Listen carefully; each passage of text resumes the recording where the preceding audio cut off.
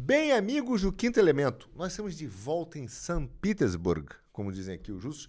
Eu vim para o Fórum Econômico, tem um Fórum Econômico de São Petersburgo, tentei gravar para vocês na rua, fui chamado aqui para o podcast, que vai ser em inglês, antes que comecem a ideia, né, de que vai fazer um podcast, vai ser em russo, aquelas baboseiras sempre, mas tentei fazer em inglês.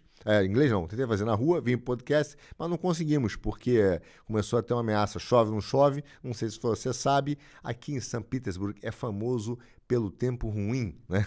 Por estar às vezes nublado, chove de repente, aquelas chuvas torrenciais, e a gente nunca sabe direito se é um lugar seguro ou não, e dessa vez não deu. Tentei mostrar uns lugares legais para vocês, mas fica para a próxima. Aí eu vou fazer aqui no estúdio do nosso podcast mesmo, o nosso GE Economia. Muito obrigado pelos comentários, sempre eu leio todos os comentários, o pessoal de Maceió que está sempre presente, né? Os comentários generosos, a gentileza sempre em relação a mim, agradeço muitíssimo, as correções sempre é importante, as opiniões e também outras visões também, outros textos, os comentários que vocês mandam são muito importantes. Não esqueça de compartilhar, curtir, tudo aquilo que todo mundo fala, mas é realmente relevante para o nosso engajamento e aumentar a variação das nossas informações. E dessa vez não tem como não falarmos de guerra, porque é desnecessário falar do que está acontecendo no mundo, né, em relação a Israel e Irã. Porém, meu caro, nós vamos fazer uma abordagem um pouco diferente. Vamos falar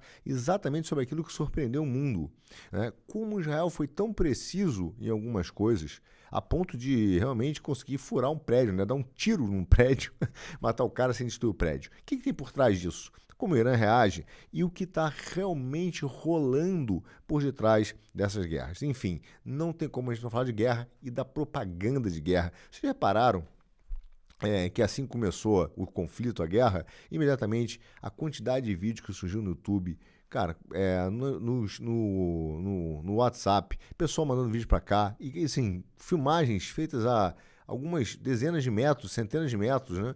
Que parece, né, de explosões, tudo muito perto, e o cara ali esperando, parece que estava esperando cair, né? Pois é, tem algo estranho nisso, não tem? Pois é isso que nós vamos falar hoje no nosso GE Economia. E vamos lá, né? Tá na hora do nosso GEL de São Petersburgo, na Rússia, antes do Fórum Econômico Mundial, que eu vou acabar tratando num GEL futuro, com toda certeza. Você conhece os 10 mandamentos da propaganda de guerra? Pois eu vou contar para você agora primeiro. Nós não queremos a guerra, queremos lutar pela paz. Segundo mandamento, o campo adversário é o único responsável pela guerra. Terceiro, o inimigo tem o rosto do diabo ou o mau serviço. O quarto, nós defendemos uma causa nobre e não interesses específicos. O quinto mandamento da propaganda, o inimigo provoca conscientemente as suas atrocidades, já nós cometemos erros e é involuntário. Sexto, o inimigo utiliza armas não autorizadas. Sétimo, sofremos muito poucas perdas, mas as perdas dos inimigos são enormes. Oitavo, os artistas e intelectuais apoiam a nossa causa. Nono, a nossa causa tem um caráter sagrado. E décimo, os que põem em dúvida a propaganda são traidores vendidos. Pois é, meu amigo, tudo isso está rolando agora, nessa confusão entre Israel e Irã. Aliás, foi a mesma história da Ucrânia com a Rússia. Após os ataques, surgiram inúmeros vídeos, histórias de ataques a civis, perdas irreparáveis, uma série de propaganda mesmo. Tudo isso está conforme os princípios da propaganda de guerra, que é realmente um momento muito difícil de você separar e compreender a realidade do que realmente é feito para iludir. São vídeos capturando o exato momento em que um supersônico cai a centenas de metros. Cara, muita coincidência, né? Tudo isso tem a ver com o que nós falamos no último GEL. Dissuasão estratégica, a informação e narrativa como armas-chaves para a propaganda de guerra. É muito difícil nesse momento. Eu sei que a gente quer explicar a guerra, mas fazer análise é precipitado, porque a gente tem que entender que aquilo que nós vemos não é o que necessariamente acontece, mas o que querem que vejamos e querem que pensemos que acontece. Claro que as duas coisas podem derivar uma da outra e que realmente pode não estar acontecendo ou está acontecendo sim, mas não somente aquilo, ou de uma outra maneira. Ou seja, tudo hoje é propaganda para controlar a informação, porque a internet hoje, a guerra, está diretamente relacionado ao controle da narrativa. E o que tem rolando hoje no mundo, meu amigo, são exatamente duas superpotências que operam dois sistemas fundamentalmente divergentes para moldar uma nova arquitetura global, inclusive econômica, à sua imagem. E isso tem a ver com os Estados Unidos e China. E essa remodelagem passa sim pelo jurídico, e é por isso que toda essa questão que a gente fala hoje nas telecomunicações, na internet, nessa forma de reescrever as leis, no controle das redes, não interessa necessariamente os Estados Unidos, mas a China, porque os Estados Unidos já dominam isso. Os Estados Unidos já têm esse domínio, né, das redes sociais, da internet, da tecnologia. Então, quando você começa a recalibrar mecanismos jurídicos para fazer novas regras, interessa a quem? A China, meu caro. É isso que o STF está fazendo, né? No final das contas, querendo recalibrar novas leis, utilizando exatamente o princípio neoliberal das cortes como agência para poder recalibrar as regras, que é isso que tem sido feito nos portos e nos mares. E isso tem sido feito sob o interesse chinês. Não por menos, você viu que o Theo Gilmar falou que o STF admire muito o sistema do Xi Jinping. Pois bem, meu caro, esse é um problema que a gente vai ter que enfrentar. Aliás, dentro dessa recalibração de regras, uma coisa que a gente vai ter que fazer é olhar como os sistemas de tecnologia aí estão sendo recalibrados. Sim, porque existe muito mais por trás desse investimento de AI, muito mais por trás de tudo que a gente está falando do que uma mera e uma simples investimento para configurar um novo mundo que vai ser explorado, óbvio, pelas terras raras, etc., ou o sistema monetário. Não é apenas isso. A gente está falando de coisas muito mais profundas. Quer ver um exemplo? Sistemas de AI utilizado para criar um novo arsenal militar incomparável na história. Por isso é que rolou uma notícia que saiu até no HuffPost e eu vi no Twitter, que o exército dos Estados Unidos, né, ele impulsou, na verdade, altos executivos da tecnologia da Palantir, da Meta e da OpenAI como tenentes-coronéis em uma nova unidade de reserva, e esses caras vão servir como consultores para a implementação de uma estratégia militar. Veja, algo que a gente já está falando há muito tempo aqui no GEL, AI como a própria guerra, entende? E nesse meio do caminho surgiu uma nova notícia que a OpenAI ganhou então um contrato da defesa dos Estados Unidos da ordem de 200 milhões de dólares na empresa parceria com a Anduril, que na verdade é a Palantir com a OpenAI. Ou seja, nós estamos falando hoje de uma nova forma de guerra, onde foi utilizado e está sendo utilizado pelos grandes países para estabelecer novas configurações, novas habilidades computacionais. Então, veja, existem formas hoje que os especialistas militares dividem, né, ataques. Por exemplo, ataque evasivo. Por exemplo, até você tentar enganar uma inteligência artificial. Você pode tentar ocultar um ataque cibernético, convencer a inteligência artificial de que uma coisa, em vez de ser um tanque, na verdade um ônibus é um tanque, né, e reposicionar isso, enganando isso. Eles chamam isso de ataque evasivo. Uma outra forma que os especialistas militares usam são de inferência. Por exemplo, quando eles falam que você pode utilizar informações, pegar informações sobre como um determinado AI funciona e, a partir daí, atuar. Ou você pode envenenar essa AI. Por exemplo, sabendo como ela obtém um acesso em um conjunto de dados, você começa a treinar ou rotular incorretamente mais veículos para enganar os sistemas de mira das inteligências artificiais.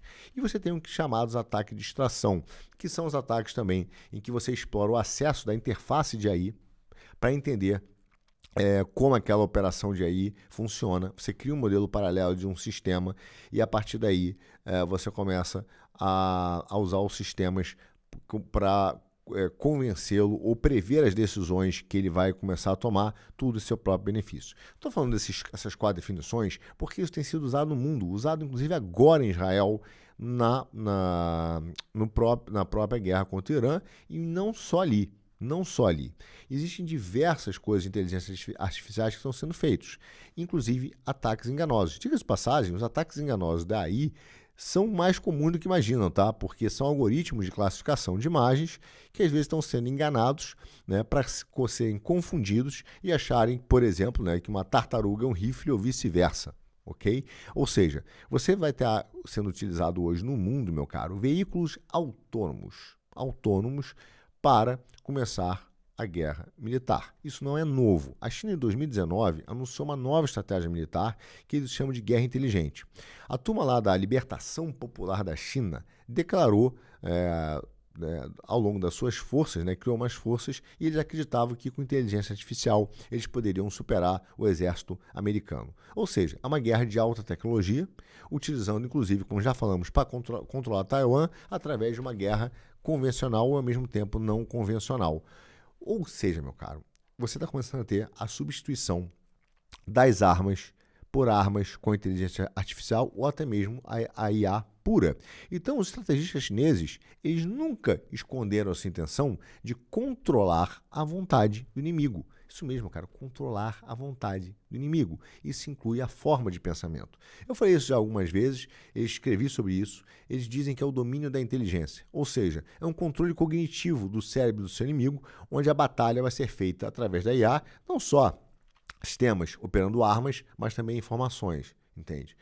O Pentágono, desde 2022, teve um relatório sobre os desenvolvimentos militares chineses e fala que o Exército de Libertação Popular da China está sendo treinado e equipado para usar sensores de IA e de redes de computadores para identificar vulnerabilidade operacional. Isso dentro dos Estados Unidos, combinando forças conjuntas, cibernéticas e militares, para, inclusive, fazer determinadas previsões. Ou seja, controlar a mente do adversário, meu caro, ele não só afeta a percepção que ele tem do ambiente ao seu redor, mas, em última análise, ele começa a permitir uma guerra cognitiva, onde você vai dominando o conflito e compreendendo como aquele cara toma decisões e decisões equivocadas geradas por um falso contexto.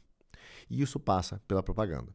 Veja, Israel e Irã, China, Estados Unidos, Rússia e Ucrânia, todos têm utilizado suas propagandas de guerra dentro daqueles 10 mandamentos que a gente falou do início.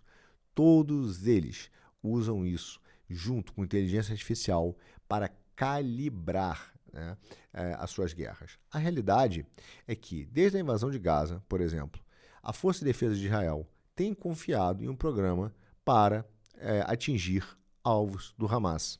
De acordo com uma reportagem que saiu, eu li em 2024, na verdade, na 972 Magazine, que é uma publicação israelense-palestina, e de um lugar chamado Local Call, que é um site de notícias que está em hebraico, inclusive, essa turma vem implementando um programa chamado Lavander, que é, na verdade, feito pelas autoridades de inteligência de Israel e usam e tomam decisões como se fosse uma decisão humana. O Lavander ele foi desenvolvido por uma unidade israelense, tá, que é comparável à Agência Nacional de Segurança dos Estados Unidos, e que simplesmente resolveu adotar esse programa, tanto por ser prático e eficiente. Mas basicamente o que os caras falam é o seguinte, é que eles aprimoraram os processos de tomada de decisão de operadores humanos. Ou seja, isso não é uma novidade, não está longe de atender as normas dos direitos humanos, e das armas modernas, mas isso tem sido feito em guerras assimétricas. Aliás, isso começou desde 2011, que é de 11 de setembro, que é a inserção de tecnologias disruptivas no direito militar, coletando dados, identificando militantes para desenvolver, na verdade, e catalogar, no caso de Gaza, mais 2 milhões de moradores que estavam sob uma vigilância intensa desse sistema. A partir daí, os caras fizeram o seguinte, pegaram 37 mil palestinos, identificaram os caras como supostos militares, selecionaram alvos, tudo pela inteligência artificial, e programaram a morte desses caras. O Lavander programou a morte dele, principalmente após o ataque de 7 de outubro, que deixou lá 1.200 mortos, e cerca de 250 reféns lá em Israel. O programa que eles fizeram basicamente rastreou os movimentos de indivíduos na lista do Lavander, criou um subprograma chamado Onde Está o Papai, segundo essa 972 Magazine, e que basicamente eles verificaram e escolheram alvos. Exatamente isso. Examinaram os dados brutos de inteligência, identificaram isso e criaram uma espécie de carimbo automático que foi feito pelas máquinas de inteligência artificial para autorizar, meu caro, um bombardeio. Ou seja, um oficial da inteligência nessa reportagem admitiu isso, falava o seguinte, olha, eu basicamente, cara, analisava, foi o que ele disse lá, né, 20 segundos, né, um alvo para poder executá-lo. Então, ele falou assim, cara, eu não tinha nenhum valor agregado na decisão porque eu tinha um selo de aprovação do sistema e isso economizava muito tempo. Tá? Agora, tinha erros? Claro que tinha erros. O programa Lavander hoje cometeu 10%, é o que dizem, né, basicamente, de erros de indivíduos que não pertenciam a Hamas, mas foram alvos do programa. Então, os ataques geralmente aconteciam à noite, quando esses indivíduos tinham uma probabilidade de estar em casa e representavam, né, um risco, claro, para todo mundo que estava lá, mas o programa minimizava isso. Então a máquina fez isso de forma bastante fria e, teoricamente, tornou muito mais fácil o sistema inteiro. Por isso é que você vê a eficiência dessas forças de inteligência. Aliás, eles criaram até um outro programa chamado The Gospel, que também fazia isso, selecionava alvos militares, edifícios e estruturas que abrigavam pessoas do Hamas. Esse sistema que eles criaram, um subprograma também, que é o The Gospel, utiliza milhões de dados e faz decisões numa velocidade 50 vezes mais rápida do que era tomado, por exemplo, por uma decisão humana. E foi utilizada no conflito em Gaza, meu amigo. Ou seja, isso foi utilizado aí para alvos militares e para calibrar alvos militares. Isso também aconteceu agora, aqui na Ucrânia, na invasão, no conflito, né, entre Rússia e Ucrânia em 2022, que acabou sendo utilizado a Ucrânia como um grande campo de teste, meu caro. As forças ucranianas improvisaram e tiveram que improvisar uma série de dispositivos que foram dados pelos aliados, né, pela OTAN, etc., mas esses dispositivos foram calibrados ao longo da guerra. O que eu quero dizer para você é que a guerra da Ucrânia nada mais é do que um grande experimento de calibração de guerras de sistemas de inteligência artificial. Tanto que o que aconteceu é que uma série de drones, por exemplo, foram lançados e operados, né, de forma autônoma, sim, mas foram sendo feitos dos dois lados, né, principalmente da Ucrânia, de forma muito amadora, ao contrário do que se viu, por exemplo, durante a reação, né, ou a ação russa, por exemplo, em alguns casos. Mas ambos os lados estão calibrando robôs assassinos. Isso é extremamente inovador. São drones, meu caro, que podem ser operados pelo smartphone. Inclusive, tem uns malucos da Ucrânia que criaram torres de tiro com mira autônoma que era operada por um PlayStation ou, às vezes, um tablet. Tinha uma arma que eles chamaram de Wall-E, que até parecia um robô Wall-E da Pixar, né? E esse cara, ele pode automaticamente, né, atingir um alvo até 1 quilômetro de distância, que é sinistro, e alternar entre posições pré-programadas para cobrir uma área rapidamente. Então, o fabricante que está desenvolvendo essa arma, ele é capaz de atingir alvos em movimento. Ele pode identificar alvos automaticamente conforme eles vão surgindo no horizonte. Então, a arma mira automaticamente e tudo que o operador precisa apenas é apertar o botão autorizar e disparar ainda, entendeu? Então, muitos desses drones que foram utilizados na guerra, se encontravam no Walmart. Sem brincadeira. Esses caras eram capazes de voar, esses drones, a 160 km por hora, e eles têm mais 4 hélices, né? Tem uma câmerazinha acoplada, e a partir daí você cria apenas uma bomba a bordo. Então um FPV desse pode ser convertido em uma arma capaz de destruir, meu caro, um tanque. Até porque eles são extremamente baratos. O fabricante dele, por exemplo, cobra $400 cada drone desse. E isso acaba servindo para deixar inoperante tanques que valem milhões de dólares, entende? Então, esses drones kamikazes que foram criados, dezenas deles, começaram a ser calibrados na guerra da Ucrânia, mas também usados na guerra em Israel.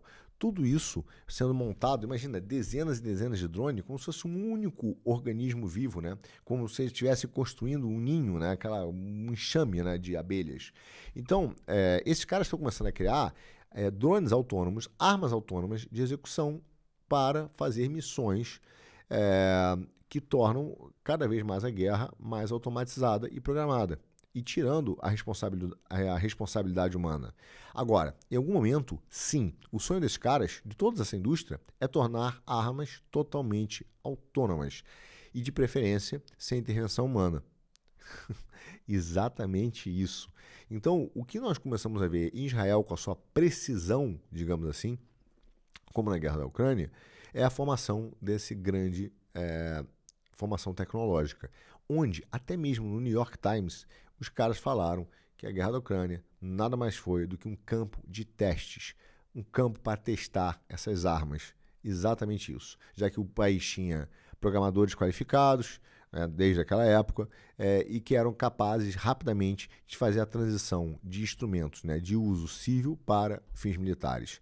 Então, o que nós vimos foi exatamente pegar os caras pegando o código básico que já existia, transformando isso em uma arma e utilizando essa guerra, a população, cara, esse conflito como um grande campo de testes, o que é inacreditável, mas foi exatamente o que isso foi feito. Por isso que a gente fala que essa tecnologia do Vale do Silício, que está sendo feita de IA, ela não é nova. Aliás, não é nova mesmo. Ela está sendo implementada, calibrada nessas pequenas revoluções, né, e nessas guerras que estão sendo feitas. Tudo isso, meu amigo, ligado à guerra. Ou seja, toda a inteligência artificial, essas startups, inclusive a Anduril, que, por exemplo, fazia, né, óculos de realidade virtual para o Facebook,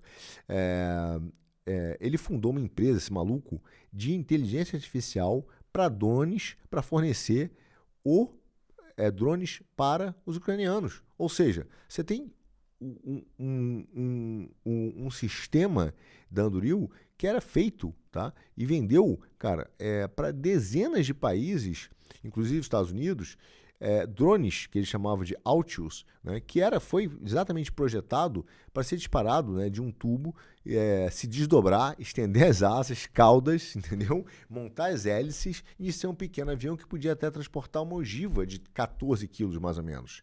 Então esses caras começaram a acreditar que a construção dessas armas de inteligência artificial será feita cada vez mais em menos tempo e com um custo menor, e irá ultrapassar empresas tradicionais de guerra, como a McDonnell Douglas, né, uma coisa assim. Você pensar, Anduril, meu amigo, foi montado em 2017. 2017. Hoje já tem drones de águas litorâneas e profundas, que são veículos subaquáticos que os caras usam para mergulhar uma profundidade de até 6.000 metros, 6 quilômetros. Tá? O que é suficiente para chegar no fundo do oceano. Os caras estão implementando uma guerra, sistemas de guerra, nesse nível. Tá? E alguns países já estão promovendo até os seus próprios drones marítimos, cara, às vezes com jet skis cheios de explosivos que estão sendo utilizados como guerra. O Brian, acho que é Brian Schipf, né, da Anduril, ele fala exatamente isso. Ele fala com alegria, inclusive, da utilização dos seus drones no campo de teste que foi essa guerra entre a Ucrânia e Rússia, e que os drones ucranianos foram utilizados para serem calibrados no campo real de guerra, longe apenas de um protótipo. Quer dizer, olha a maluquice que nós estamos vendo. Veja a importância dessas notícias dos caras da inteligência artificial serem promovidos como consultores, tenentes de guerra. Tá? É uma notícia que acaba sendo muito relevante, porque essas tecnologias não estão ali apenas para atender o campo civil, mas de fato são tecnologias militares, meu amigo, militares que estão sendo utilizados. Agora veja, a Rússia, por outro lado, também já está desenvolvendo a sua capacidade de inteligência artificial desde 2014. Eles têm um centro aqui, que é o Centro de Controle de Defesa Nacional, que fica em Moscou, que é um ponto de comando para você avaliar e responder a ameaças globais. Esse centro, os caras já tinham projetado para coletar informações sobre movimentos inimigos de diversas fontes e atender a possíveis respostas, simular respostas computacionais. Eles desenvolveram um sistema de IA que eles querem controlar todo esse ambiente. Entendeu? E inclusive através do sistema de IA que eles bloquearam vários sinais, né, de drones e de satélites, fazendo com que os drones simplesmente perdessem a orientação e caíssem por terra sozinhos. Tá? Então esses caras exploraram diversas maneiras de desenvolver sistemas de inteligência artificial não tripulados, tanto no campo marítimo quanto no campo terrestre. E a política oficial, hoje em dia de guerra, se baseia exatamente nisso. Armas autônomas, entende?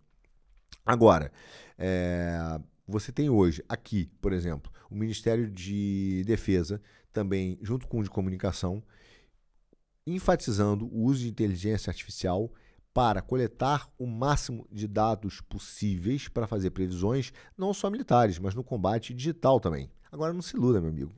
Estados Unidos usou isso na guerra do Afeganistão. Então, eles promoveram um sistema na época chamado Raven, na verdade, Sentry, que era uma ferramenta de IA que foi lançada em 2019 por uma equipe de oficiais de inteligência americanos, que eram os Nerd Locker, tipo o nosso Lucas, né? Enfim, mas deles, e que esses caras viviam no Vale do Silício, e esses caras queriam fazer uma previsão de possíveis insurgências ou revoltas, ou áreas que poderiam gerar revoltas. Então, o que esses caras faziam, esse sistema Sentry? Ele se baseou, na verdade, inicialmente em dados de um código aberto, né? Pegou padrões históricos de atividades insurgentes no Afeganistão nos últimos 40 anos, abrangeu toda a área de ocupação desses malucos desde 1980, usaram fatores ambientais, capturaram então fatores históricos de insurgência, inclusive determinando dias do ano, feriados, durações, a depender do momento climático, se estava chovendo, se não estava chovendo. E a máquina aprendeu e absorveu dados para fazer previsões de riscos de insurgência. O sistema parou de ser usado em 2021, mas ele tinha uma viabilidade, segundo os caras, de 70% de previsão, o que é bastante. Ele previu vários ataques e, inclusive, quando ficava mais quente, ficava um pouquinho mais quente, o cara falava assim, tá mais quente, e isso tem a ver com o momento em que os caras vão acabar se sentindo mais confortáveis para fazer uma rebelião, por algum motivo que a gente não conhece. Mas o fato é que os caras usaram inteligência preditiva e conseguiram, numa guerra no Afeganistão, ter 70% de previsibilidade de acerto. Ou seja, uma arma de IA, cara, que em algum momento será autônoma sim, com capacidade de percepção precisa do que está acontecendo. E que vai parar de confundir, às vezes, um carro civil com um tanque, né? E tacar uma bomba nos caras.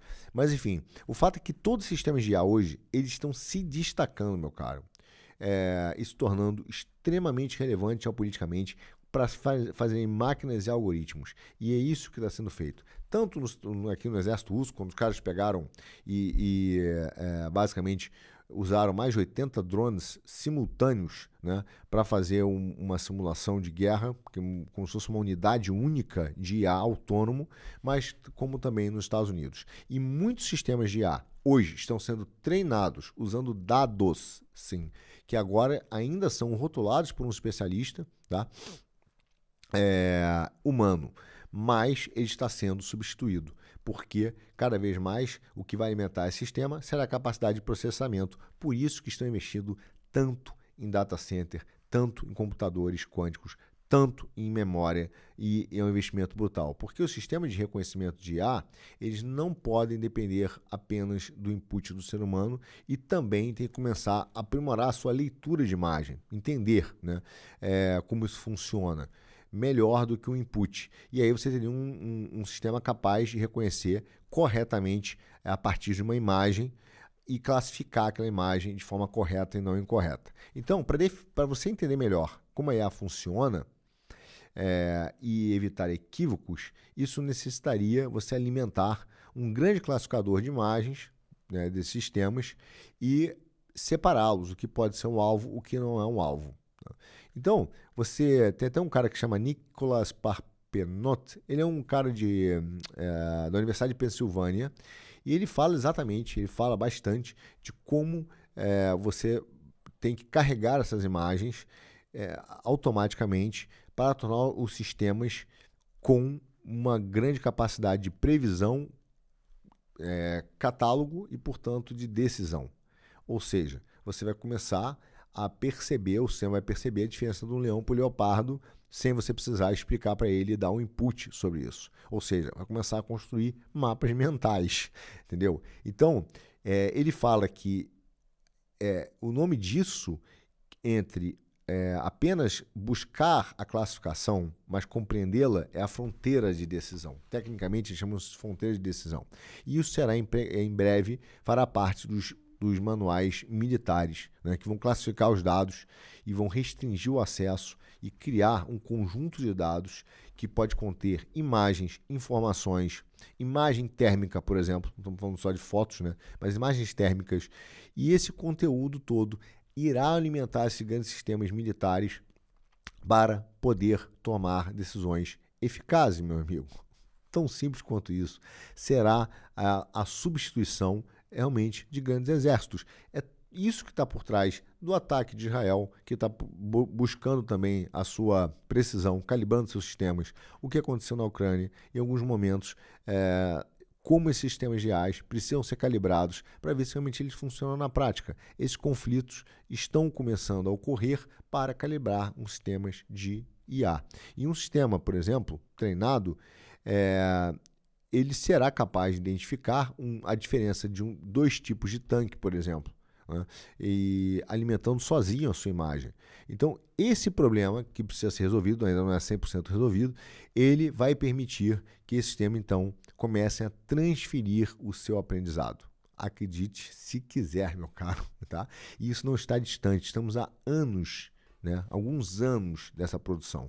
Então, os adversários, óbvio, geopolíticos, vão tirar proveito de fragilidades tecnológicas. Aquele sistema não é capaz de realizar certas coisas, ou está sujeito a ataques cibernéticos que eu consigo driblar, né?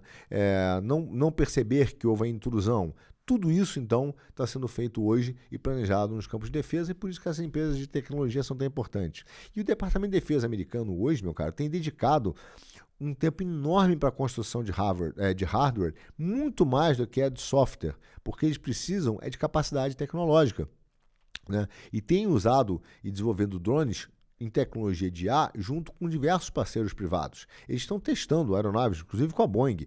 É uma autônoma, que é a XQ-58, que é movida por inteligência artificial, totalmente autônoma, e que a Força Aérea espera que possa se tornar, né, um complemento à força de caças tradicionais, por exemplo. O Pentágono já fala que hoje ele não usa armas autônomas no combate ainda, mas estão testando e aperfeiçoando armas que não dependem de intervenção humana, e que eles chamam isso de, por exemplo, projeto Convergência no Exército. É um teste que foi conduzido, tá, como parte, por exemplo, do projeto realizado em agosto de 2020, dentro do Arizona. E esses caras usaram uma variedade de sensores enorme de aéreos e terrestres para rastrear forças inimigas, processar dados e depois mandar isso para Washington e tomar decisões simuladas. Esses computadores, meu amigo, emitiram instruções de tiro para certas artilharias terrestres nessa região de Uama.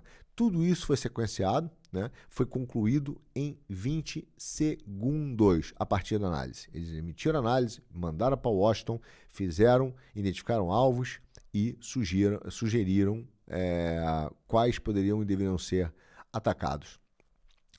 Ou seja, nós estamos falando de unidades autônomas, meu caro, que vão fazer um controle pleno de guerra sem nenhuma aprovação humana. Não é só no Exército. A Marinha, por exemplo, também possui um equivalente desse projeto Convergência, chamado Projeto Overmatch, que, segundo o almirante Gilday, né, fala que é a possibilidade que a Marinha, por exemplo, invada o mar distribuindo efeitos letais e não letais sincronizados de todos os eixos e todos os domínios, mas não fala muito mais do que isso. O que eu posso dizer para você é que a gente sabe que a NSA, que é a Agência Nacional de Segurança, tem mais de 7 mil pessoas hoje tentando integrar as operações de IA com as operações cibernéticas e as operações militares reais, concretas no campo de batalha, entende? Mais de 7 mil malucos trabalhando em mais de 170 projetos, dos quais 10 são considerados críticos, tá? Críticos. Tá? É uma coisa impressionante. Então, a inteligência artificial hoje é considerada, sim, um complemento às plataformas, por enquanto, convencionais de guerra. Mas ela será o contrário, o central, e as outras serão complementares. Elas têm hoje 4 funções: automatizar o planejamento e a estratégia, fundir e interpretar sinais de forma eficiente dos sistemas convencionais, auxiliar os sistemas espaciais coletando e sintetizando informações e, por último, eles querem possibilitar a capacidade de guerra cibernética e informação de última geração. É claro que se discute uma ética sobre isso, é claro que se discute como, por exemplo, poderia ter um acordo internacional que estabelecesse novas regulamentações, principalmente porque hoje Estados Unidos, China, Israel e Rússia correm para desenvolver armas ainda mais avançadas sem nenhum tipo de acordo padrão sobre aquilo que está sendo feito, inclusive na ONU. E essas armas estarão presentes no arsenal militar, meu amigo, de todo mundo. A ONU sabe disso, afirma e reconhece que é uma tendência inevitável. Por exemplo, o Brian Schiff, que eu já falei desse maluco do Andaril, ele tem uma expectativa de que essas armas, né, não tirem totalmente o ser humano do circuito, o que é verdade, totalmente.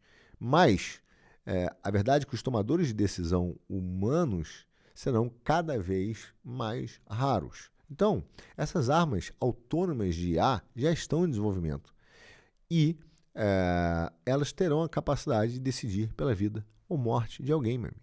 E quem vai pagar pelo erro? Né? Os algoritmos?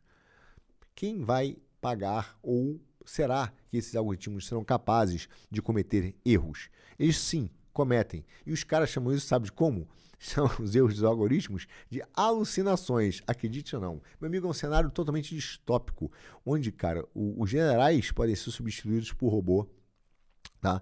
Com um sistemas de IA tomando conta do campo de batalha, com consequências, meu amigo, imprevisíveis e até mesmo catastróficas. Sistemas de IA tomando decisões, planejando decisões e competindo entre eles, fazendo guerras e tomando decisões militares.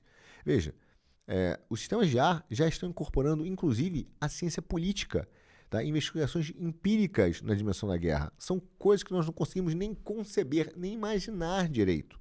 Então, você tem hoje um grande campo, que é o grande campo de investimento que está sendo feito em todos esses países. Agora, se haverá uma agência moral, né, que vai habilitar uma decisão ética, padronizar isso, pode até ser que eles tentem, pode até ser que chegue a um acordo, mas no final, algumas dessas grandes potências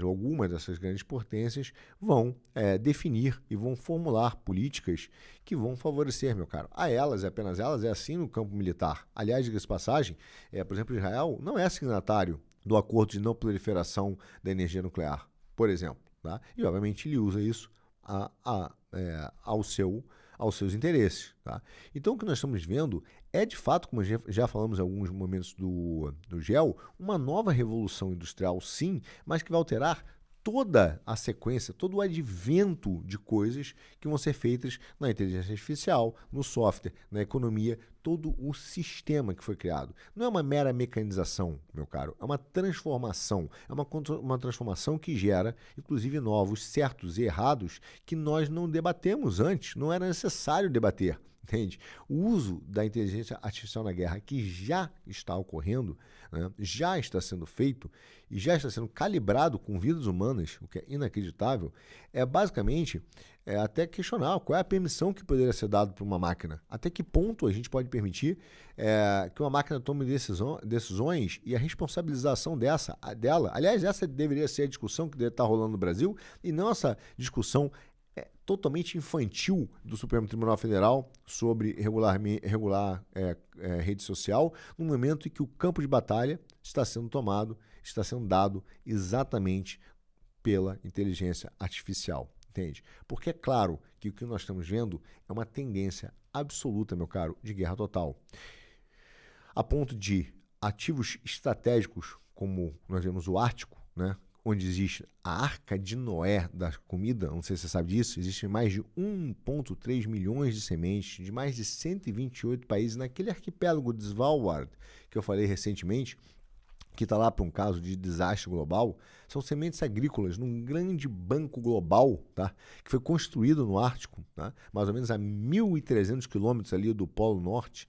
Ele é conhecido como Arca de Noé das Plantas. Ou seja, é um dos lugares mais importantes, meu caro, hoje do mundo. Dito, inclusive, por vários ministros do exterior e ministros de guerra, porque se alguma coisa der errado, né, no mundo, seja por causa de guerras ou mudanças climáticas, como a gente gosta de falar, ou explosão nuclear, há a possibilidade de começar de novo, coletar sementes e reiniciar o mundo e algumas das suas sementes que podem ter sido contaminadas ou perdidas.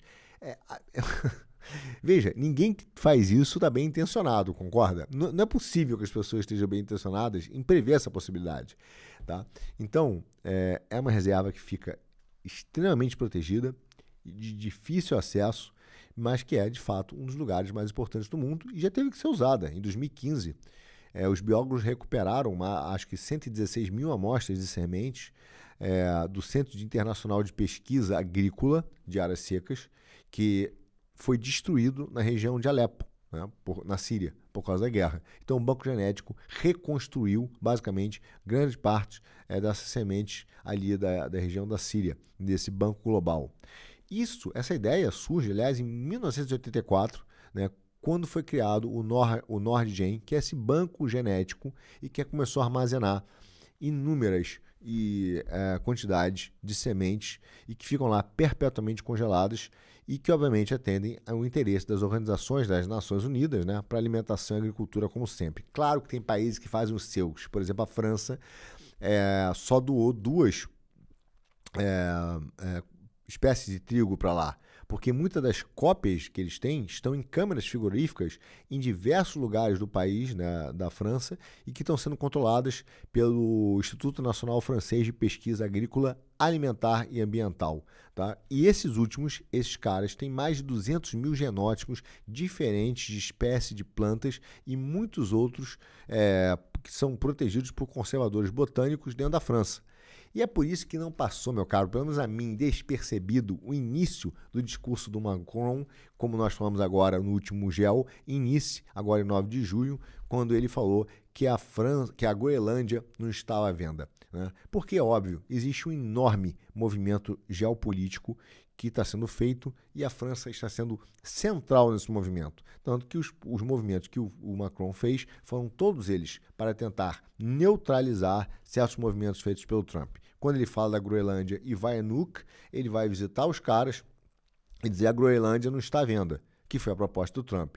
Porque nós já mostramos os aspectos geográficos, geopolíticos importantes ali da Groenlândia, os aspectos de passagem de portos, os aspectos das terras raras, mas existe um banco de sementes que pode restartar o mundo inteiro, meu caro, de alimentos, caso aconteça uma grande guerra nuclear, que aparentemente é o caminho que está sendo feito, o caminho que está sendo levado o mundo para uma grande guerra quente e que, honestamente, sempre foi grande parte do plano dos ambientalistas, levar um aspecto malthusiano de eliminação da população mundial.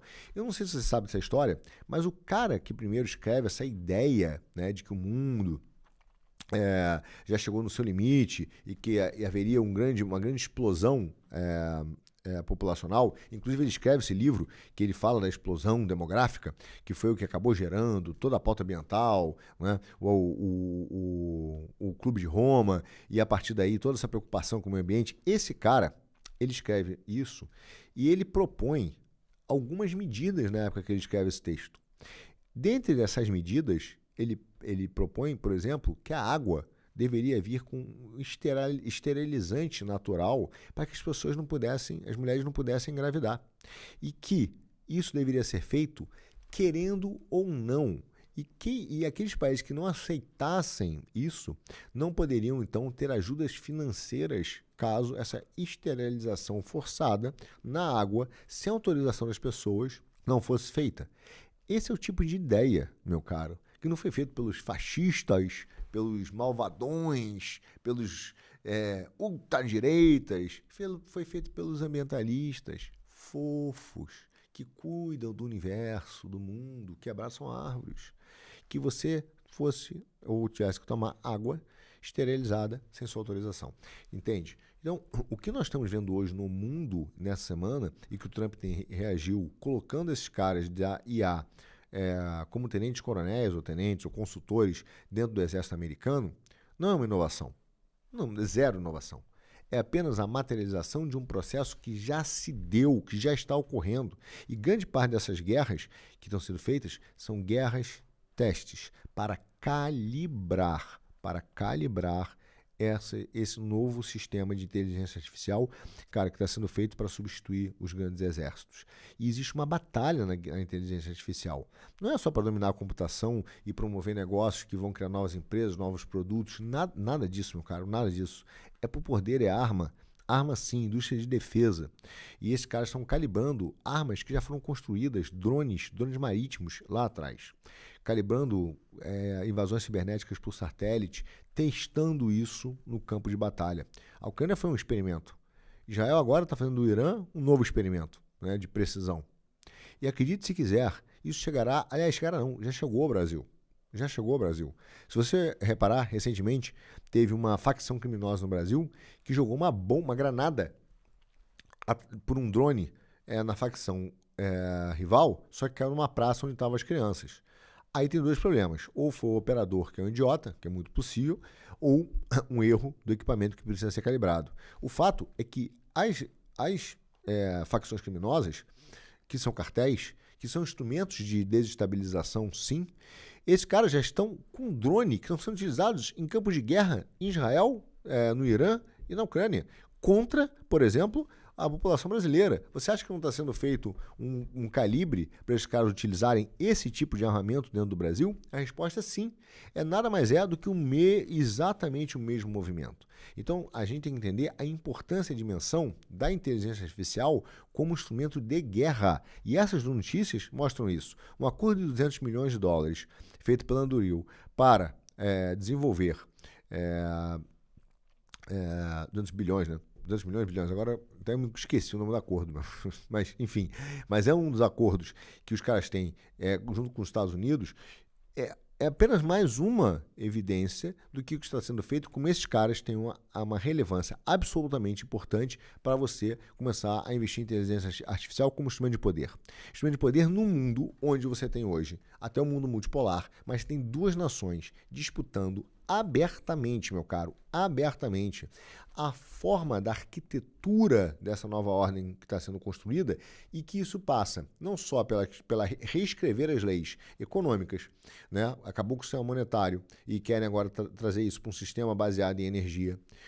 Uma nova forma de portos, uma nova regulamentação de portos, onde no caso da China, interessa a ela tem utilizado as instituições para fazer isso, mas também o ambiental, como nos mares, inclusive a exploração dos oceanos, como a gente viu no último GEL. E aí tem um dado importante, veja, se você pega as ações que o Macron está fazendo, ele foi no Indo-Pacífico, e nós vamos falar do Indo-Pacífico em algum GEL para frente muito em breve. Eu já estou para falar desse Indo-Pacífico tem bastante tempo, porque ali passa 60% de todo o comércio global, meu caro. Todo o comércio global passa pelaquela região. Ela é absolutamente relevante e ela é absolutamente estratégica. Ali será o século. A Ásia, o motor da Ásia, será puxado por essa região. Será dali o motor da Ásia, dessa região do Indo-Pacífico, que tem vários nomes e várias definições geopolíticas. Falaremos disso em breve. Mas esses caras, hoje, são absolutamente relevantes para o mundo. Em paralelo, Macron foi conversar com esses caras, Macron foi conversar com a Groenlândia e Macron chamou o Lula para conversar. O Macron hoje, não se iluda, é um grande braço hoje da China dentro da Europa. Macron hoje é o cara que faz esse investimento de cento e tantos bilhões de dólares em data centers, é o cara que faz o debate, como nós falamos semana passada, né? É o cara que faz o debate sobre o nível de influência e de soberania das informações ali dentro para garantir que os Estados Unidos não possam sancionar empresas americanas que utilizem, por exemplo, os data centers, não podem sancionar os dados e dizer que aqueles dados pertencem aos Estados Unidos, mas eles vão pertencer a alguém. Será que pertenceram à França? Macron hoje é um grande braço da China. É o braço que garantiu ao Brasil, por exemplo, garantiu que o Brasil começasse a assinar os acordos dos mares, que é da forma como está sendo construído de interesse dos chineses, não dos interesses americanos, que está indo em conflito direto com os americanos nessa arquitetura global. Então, se a forma como ele está escrevendo a arquitetura dos mares não interessa aos americanos, interessa a quem, meu caro? Só interessa a China. Da mesma maneira, está sendo construída hoje no STF uma nova arquitetura de controle de dados de rede. Honestamente, a gente vai falar disso da guerra da informação, mas os Estados Unidos já controlam as redes sociais há muito tempo. Controlam o SWIFT, né? Controlam os dados que passam no SWIFT. A quem interessa, então, uma nova arquitetura de dados, uma nova rede de controle digital, né? Uma nova capacidade das cortes, por exemplo, tirar ou não tirar conteúdo. Um conteúdo que a gente já viu e já falou que é uma guerra de informação que é absolutamente importante para você poder fazer o que? As situações estratégicas. e que seguem à risca, meu caro, os 10 mandamentos da propaganda de guerra que a gente falou no início. Quando a gente vê a mídia, é exatamente isso. Eu não queria guerra, eu fui porque eu quero a paz. O inimigo tem a cara do diabo, não é verdade? Nós, quando erramos, enfim, não foi de propósito, quando cometemos alguma coisa. Mas o inimigo não, ele só comete atrocidades. Todos esses campos da propaganda de guerra estão hoje despejados nas redes sociais, despejados na mídia comum. Não acho que é a rede social, o vídeo só da tia, não. Não, é na mídia, na Globo, na CNN. Aliás, esses caras foram os grandes braços de propaganda de guerra, sempre foram o que se chamou de pensamento de uniforme, né? Inclusive distribuído pelas 4 grandes distribuidoras de conteúdo internacional que existem no mundo, e falaremos em breve em algum gel. Então, o que nós estamos vendo hoje, neste momento do mundo, nessa semana, é a IA assumindo o lugar que ela sempre foi pensada, como instrumento avanço militar, uma guerra distópica, onde você vai construir robôs que serão militares, na prática, armas autônomas, uma inteligência central artificial tomando decisões. E o campo de batalha será entre as IAs. Não serão generais operando isso, serão máquinas, serão máquinas. Por isso que é tão perigoso, e isso é interessante, um dos princípios do neoliberalismo, que ele vai migrando e vai caminhando de alguma maneira. Porque o neoliberalismo, ele separou, ele subordinou a vontade do homem à economia. Separou. Existe uma sociedade de mercado. A economia é técnica. A sua vontade ela pode ser administrada e balanceada pelo princípio das decisões racionais. Olha que beleza, né? Da economia e do livre mercado, que é o sistema de preços. Então, o trabalho ele vai ser alocado de acordo com o sistema de preços. Que, na verdade, nada mais é do que uma relação humana, né? Quem que forma o preço, meu caro? É aleatório, né? Não, é uma formação humana. Só que isso aqui não funcionou. Não funcionou mais. O que esses caras estão fazendo? Subordinando agora a vontade humana à inteligência artificial. O sistema disse isso, né? O sistema fez a lei. A inteligência artificial já está sendo implementada no Brasil. O precedente jurídico desse processo já foi implementado, né? Está sendo implementado pela inteligência artificial e está tornando a vida do judiciário mais rápida. Então, está subordinando a vontade de inteligência humana ao sistema de inteligência artificial. Assim como no passado tentaram subordinar apenas ao sistema de preço. Não deu certo. Eles vão subordinar tudo. Inclusive na política. Recentemente, obviamente, um liberal falou assim, não, veja, aqui na pesquisa é um modelo, meu caro, é um modelo. Claro que tem mais de erro. Quantas vezes as pesquisas não erraram no Brasil? Aí o cara pega o modelo e fala, olha, a partir de agora nós vamos olhar só a taxa de rejeição de um candidato. O candidato com menor taxa de rejeição é o cara que nós vamos apostar para lutar contra a esquerda. Mas esse cara é um liberal que vai implementar a mesma ideia, que a sua vontade política não pode ser subordinada, né? Ou, no caso dele, ele pensa o contrário, que a sua vontade política deve ser subordinada a um modelo quantitativo estatístico, que vai ser controlado por quem? Pelo liberal, pelo dono da Paraná Pesquisas, pelo caso da Datafolha. Você está de brincadeira, né? Você está de brincadeira. Então, é isso que vai se tornar o sistema político no Brasil? Um dado estatístico? E esses caras, não se iludam, esses 2 bonitões aí serão substituídos em breve pela IA, que vai dizer o candidato mais provável que a gente tem que votar para poder ganhar. No final das contas, vai ser uma grande subordinação da vontade humana. A IA, aos temas de modelos econômicos mais complexos e aos grandes modelos. Se você pensar a ideia do Altman, desde o início do Sam Altman, era revolucionar a economia utilizando sistemas complexos de tomada de decisão que não são possíveis de serem previstos pelos humanos. Quer dizer, é exatamente isso que nós estamos vendo, meu caro, é exatamente isso que está acontecendo essa semana no mundo. Mas essa nada mais é do que a materialização de tudo aquilo que já foi pensado. E, honestamente, hoje o que nós vemos nessa briga de arquitetura, não apenas de modelos econômicos, não, mas de quem faz as leis, de quem vai escrever as regras, e essa é a grande briga que está rolando por trás, o que vai garantir a hegemonia final, sim, é o controle econômico, é o controle da informação, é o domínio dos sistemas financeiros e é o domínio dos sistemas energéticos. Tudo isso que viemos falando durante 2 anos aqui no GEL. Mas agora, mais importante, no limite, a última razão dos reis, né? A última razão dos reis é a guerra, é a famosa porrada, tiro, porrada e bomba. Então, quem tiver os sistemas de inteligência artificial e a narrativa para transformar a sua guerra em uma guerra legítima dentro dos contextos dos 10 mandamentos da propaganda, será a nação hegemônica, não é verdade? Só que o que nós estamos vendo é uma briga por isso, uma multipolaridade, onde agora a França aparece querendo ser amiga do Indo-Pacífico, falaremos disso em breve, querendo dizer que para eles não se preocupem com China e Estados Unidos. Qualquer coisa, eu estou aqui. Mas, na verdade, ele só reflete indiretamente uma vontade chinesa. Nos mares, na tecnologia, nos sistemas que eles estão investindo em lá, inclusive na utilização do seu excedente de energia nuclear para abastecer a inteligência artificial, o domínio dos mares não permitindo que o Brasil se desenvolva, não permitindo que o Brasil desenvolva a Amazônia, criando uma ausência de visto entre Guiana Francesa e Amazônia e tendo um banco de dados de sementes paralelo a de Svalbard, paralelo àquele que é utilizado no mundo todo na Groenlândia, onde o Trump quer ter acesso, evidentemente, e domínio. Atenção, a França já tem construído o dela. Provavelmente, meu amigo, feito com muita pirataria dentro da Amazônia, não é mesmo? Muita coleta de dados que não passaram, por exemplo, pelo conhecimento do Brasil através dos sistemas de ONGs. Enfim, meu caro, é exatamente este o modelo do mundo. Agora, como se dará essa arquitetura, essa construção dessa nova arquitetura global? Bom, cara, agora você já sabe, isso será assunto não para o próximo, mas para um dos próximos do nosso clássico Geoeconomia. Em breve, de volta em Lisboa.